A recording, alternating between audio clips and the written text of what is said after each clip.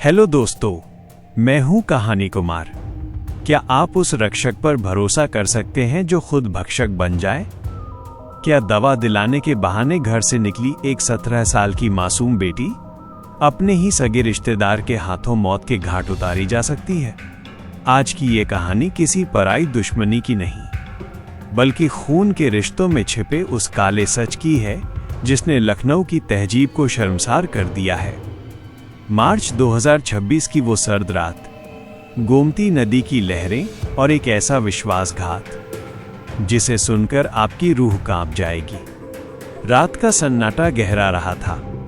लखनऊ के मड़ियाँव इलाके में सड़कों पर हलचल कम हो चुकी थी। एक 17 साल की किशोरी, जिसकी तबीयत कुछ नासाज थी, दवा लेने के लिए घर से बाहर निकली। उसके साथ उसका अपना मौसा था, कुलदीप। परिवार को लगा कि बेटी महफूज है, आखिर मौसा तो पिता समान होता है। कुलदीप ने बड़े प्यार से कहा था, चलो बिटिया, मैं तुम्हें डॉक्टर के पास ले चलता हूँ।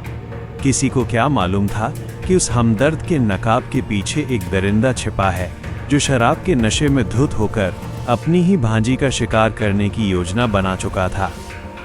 कुलदीप उसे दवाखाने ले जाने के बजाय बाइक घुमाकर गोमती नदी के किनारे ले गया। घेला पुल के पास का वो सुनसान इलाका, जहां रात के अंधेरे में सिर्फ पानी की आवाज सुनाई दे रही थी। वहां पहुंचते ही कुलदीप का असली चेहरा सामने आ गया। शराब की गंध और हवस की आग में अंधा होकर उसने अपनी ही भांजी के साथ दुष्कर्म की कोशिश की। उसने उस मासूम के कपड़े फाड़ दिए। वो बच्ची चीखती रही, गिड़गिड़ाती रही, अपने मौसा से रहम की भीख मांगती रही। लेकिन उस हैवान पर खून सवार था।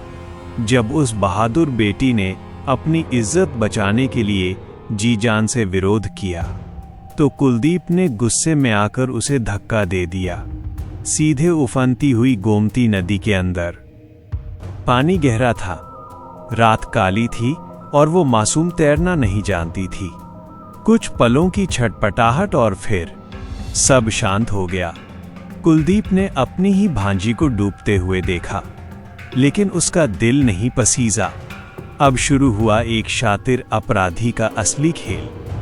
उसने खुद को बचाने के लिए अपहरण की एक ऐसी झूठी कहानी रची जो फिल्मी पटकथा जैसी थी। उसने लड़की के भाई को फोन किया और घबराते हुए कहा, जल्दी आओ। कुछ लोग ऑटो और कार में आए और बिटिया को जबरन उठाकर ले गए। मैं उन्हें रोक नहीं पाया। पुलिस को सूचना दी गई। इलाके में हड़कंप मच गया। मड़ियाँव पुलिस मौके पर पहुंची। कुलदीप वहां गोमती किनारे नशे की हालत में पड़ा नाटक कर रहा था। उसने पुलिस को गुमराह करने की हर मुमकिन कोशिश की, लेकिन कहते हैं कि अपराधी चाहे कितना भी शातिर क्यों न हो, कोई न कोई सुराग पीछे छोड़ ही जाता है। पुलिस को कुलदीप की बातों में झोल नजर आया। उसकी आंखों में वो दुख नहीं था जो एक रिश्तेदार की आंखों में होना चाहिए था। और फिर लखनऊ की सड़कों पर लगे सीसीटीवी कैमरों ने सारा राज खोलकर रख दिया। तफ्तीश की ये कड़ी सबसे अहम थी।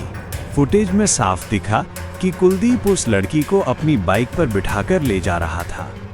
वहां न कोई ऑटो था, न कोई कार और न ही कोई अपहरण करने वाले बदमाश।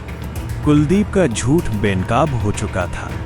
अगले दिन यानी गुरुवार की सुबह एसडीआरएफ की टीम बुलाई गई।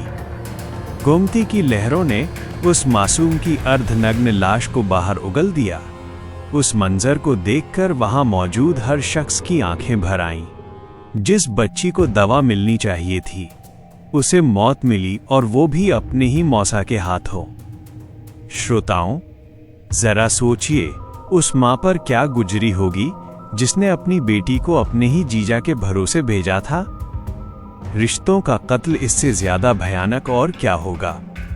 पोस्टमार्टम रिपोर्ट ने पुष्टि कर दी कि मौत डूबने की वजह से हुई थी। कुलदीप को गिरफ्तार कर लिया गया है। उस पर हत्या, दुष्कर्म की कोशिश और सबूत मिटाने जैसी संगीन धाराएं लगाई गई हैं। लेकिन क्या कानून की ये धाराएं उस घर की खुशियां वापस ला पाएंगी? ये घटना हमें सोचने पर मजबूर करती है कि आखिर हमारा समाज किस तरफ जा रहा है। क्या नशा इतना हावी हो गया है कि इंसान को खून के रिश्तों की पहचान भी नहीं रही? लखनऊ का वो घैला पुल आज भी उस खौफनाक रात की गवाही दे रहा है।